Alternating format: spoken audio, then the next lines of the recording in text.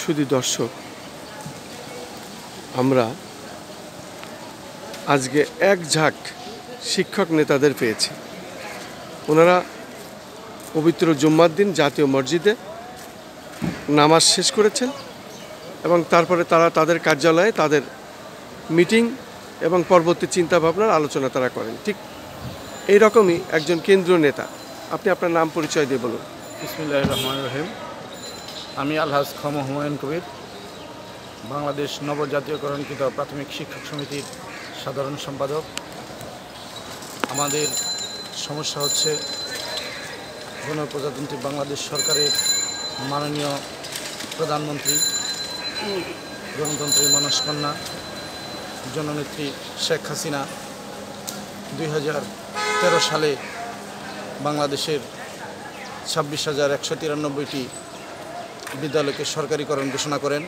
তার মধ্য থেকে 5,000-এর মতো বিদ্যালয়ের শিক্ষক প্রধান শিক্ষকের গেজেট থেকে বঞ্চিত হয়।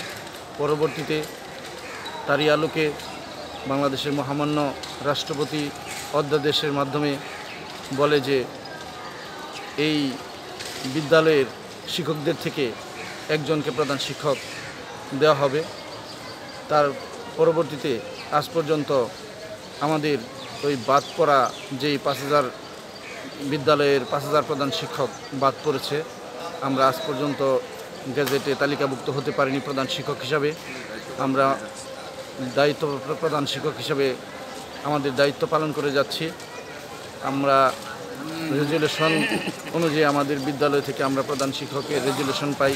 পরবর্তীতে শিক্ষা কমিটি আমাদেরকে প্রধান শিক্ষক হিসাবে রেজুলেশন দেয় এবং জেলা কমিটির ওই জেলা ডিপিও মহোদয় স্যারও আমাদেরকে প্রধান শিক্ষক হিসাবে আমাদের